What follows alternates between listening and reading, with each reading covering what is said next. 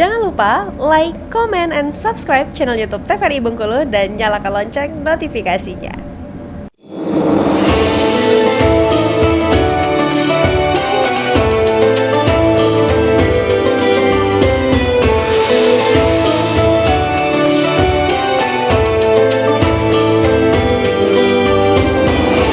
Baik pemirsa, masih kembali di Muter Kalbu TVRI Bengkulu tentunya, dan masih bersama saya Karno Fahmi serta Bapak Al-Ustadz Zulfahmi Siregar dengan tema kita mengenai hikmah dari Maulid Nabi. Nah, kita kembali berbincang dan juga bertanya kepada Bapak Al-Ustadz. Kami persilakan untuk ibu-ibu dari Majelis Taklim Al-Ikhlas, boleh silakan untuk bertanya kembali. Silakan, yang mana yang mau bertanya?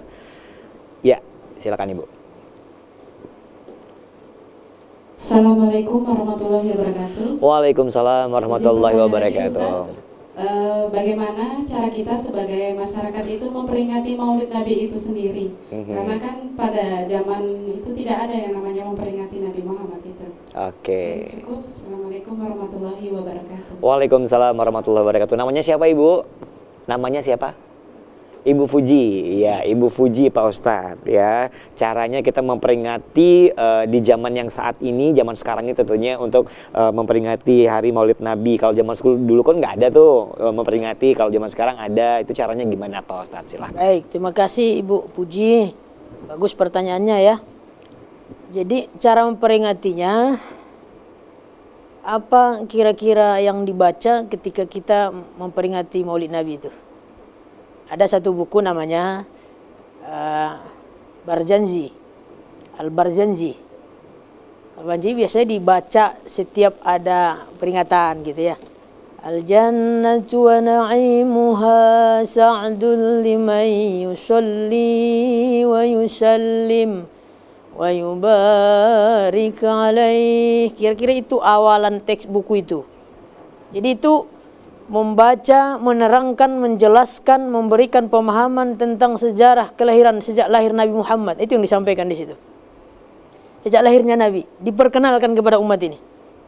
Karena kita umat ini yang hidup 1400 tahun setelah Rasulullah meninggal.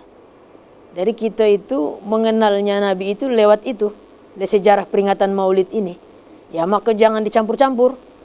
Jangan dicampur-campur kegiatan peringatan Maulid Nabi dengan acara-acara yang haram. Ya, kalau sekedar itu ceramah tausiah saya tadi, dia membicarakan, menyampaikan bagaimana Rasul itu lahir, lahiran Rasul, itu kan kayak tadi kan. Itu yang dibaca. Maulid diba. Nah, itu kan ada di situ, dibaca. Itu yang dibaca itu. Membicarakan, menyampaikan bagaimana sejarah Rasulullah SAW sejak dia lahir sampai dia wafat. Ini disampaikan di situ. Jadi kalau ada orang pemanya yang menyampaikan ini, melaksanakan peringatan Maulidur Rasul tapi dengan cara-cara yang misalkan yang tak sesuai, pekerjaan mubazir umpamanya, kira yang tidak ada di situ nilai-nilai pendidikannya ya, tentang pengenalan kepada Rasul ya. Ya jelas itu kan tidak boleh. Apa contohnya kira-kira Bu kalau memperingati Maulid? Kira-kira kalau saya memperingati Maulid, cara-cara yang tidak pantas. Di situ tidak menceritakan tentang sejarah Muhammad, tidak ada kajian masalah agama gitu, tentang syariat Islam yang dibawa Muhammad ini gitu. Jadi mubazir kerjaan-kerjaan yang mubazir. Cuman makan doang. Kan banyak itu memelakan Maulid, cuman makan-makan. Kumpul makan-makan. Kan banyak yang kerjaan-kerjaan seperti ini. Katanya maulid. Atau mungkin dia bermaulid, membaca sholawat, tetapi kemudian dibuat lagu-lagu apa namanya itu. Ini kan sudah banyak lagu-lagu sholawat misalkan. Kita kalau kita cinta pada Rasul, perbanyak sholawat juga kita. Bakti cinta kita sholawat. Bonelnya kayak yang dibaca abang musisi tadi di awal tadi. Sebagai pengantar tadi kan ada sholawat lagu. Sallallahu ala Muhammad. Misalnya itu kan bagus. Ada artinya. Ini kalau sudah di aransemen, bikin lagu rock, bikin lagi tidak jelas itu. Tapi namanya maulid gitu. Tapi saya nggak nuduh di mana kelompoknya ya. Pokoknya ada yang seperti itu modelnya zaman kini. Dia maulid terus dia. Tiap hari maulid. Tapi dia sholawatnya macam itu. Dia nggak jingkrak kayak gitu. Enggak ada apa lagi hikmahnya itu meremehkan, jatuhnya itu meremehkan itu, menodai Kemuliaan kita kan takzim gitu itu, mengagungkan baik sholawat kita pada Rasul, bakti cinta kepada Rasul. Ada kajian di situ. Mestinya orang sedih loh itu, Bu. Kalau memperingati ada acara maulid itu mestinya kita sedih gitu, merenung gitu. Oh gitu Muhammad bisa nangis gitu. Ini tidak kan? Aja itulah Bu cara ini. Cara kita memperingati maulid. Oke, pokoknya jangan dimacam-macamkan ya Pak Ustadz ya. Macam-macam. Hanya cukup dengan bersalawat saja dengan Salawat baik. kita banyak-banyak kan gitu. Oke, baiklah. Baik, cukup Ibu Fuji. Nah, kembali mungkin silakan untuk ibu-ibu dari Majelis Taklim Al-Ikhlas dari Perum Gria Az-Zahra dengan pertanyaannya, silakan. Assalamualaikum warahmatullahi wabarakatuh. Waalaikumsalam warahmatullahi wabarakatuh. Izin bertanya Pak Ustadz, mau mengenai mungkin masih dalam tema ya. Iya. Yang kita kerjakan puasa sunnah Senin Kamis Pak Ustadz. Iya. Itu tujuannya apa Pak Ustadz? Oke. Puasa Senin Kamis katanya kan kelahiran Nabi Muhammad. Nah, itu aja Pak Ustadz. Assalamualaikum warahmatullahi wabarakatuh. Waalaikumsalam warahmatullahi wabarakatuh. Puasa Senin Kamis.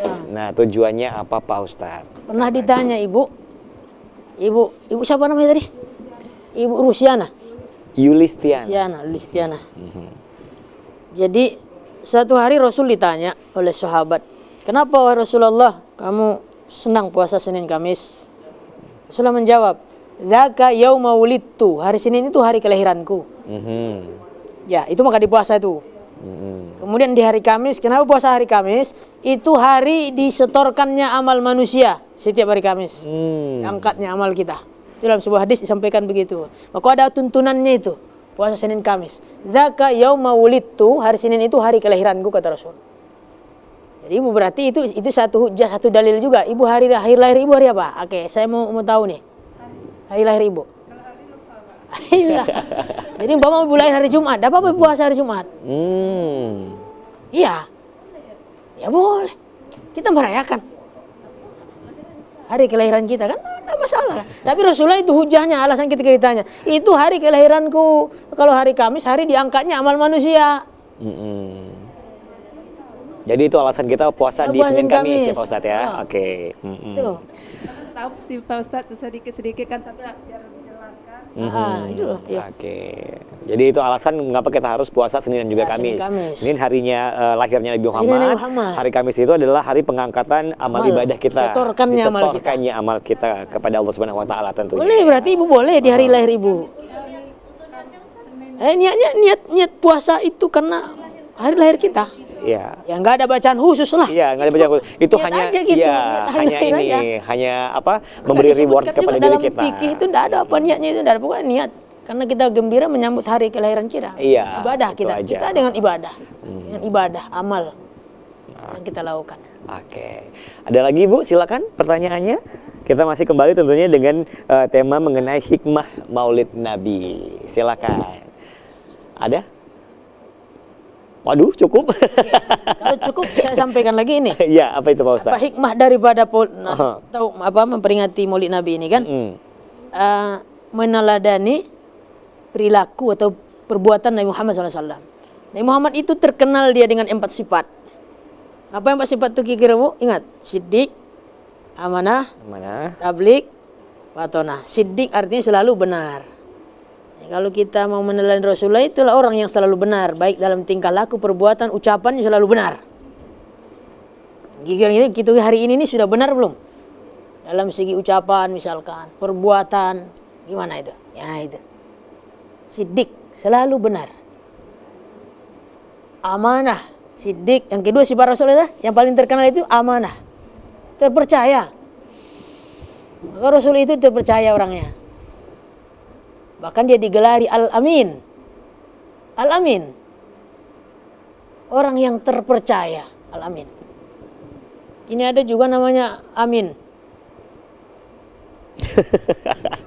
Bukan Fahmi Pak Ustaz, Amin. Amin, namanya Amin. Al-Amin.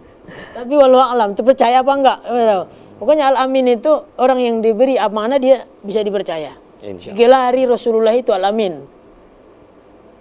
Oh, disebut nih nama laki ambo. Bukan laki ibu. Amin. terpercaya. Nah, yang ketiga, sidik, amanah, tablik. Dia menyampaikan. Itu ya yang namanya risalah ini Rasul yang bawa.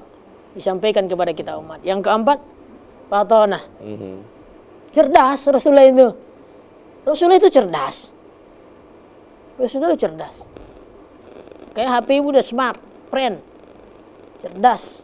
Rasulullah itu cerdas, tangkas. Mana mungkin seorang nabi yang tidak cerdas diangkat jadi rasul gitu. Tapi kini banyak kita lihat orang yang mengejek-ngejek nabi. Orang ummi itu bodoh, tidak bisa baca tulis. Kata siapa? Tidak bisa baca tulis, tidak mungkin dia bisa menyampaikan itu kan. Rasulullah itu cerdas. Sidik, amanah, tablik, Fatona. Oke, Ini Pak mungkin dia ketika mungkin disebut dia orang ummi tak bisa baca tulis, mungkin itu label karena ketawaduannya Rasul itu. Kerendahan hati seorang Nabi Muhammad. digelari kepada beliau. Oke, baik Pak Ustaz, kita akan jadikan kembali tentunya. Baik pemirsa, tetap bersama kami di Mitra Kolbu TVRI Bengkulu.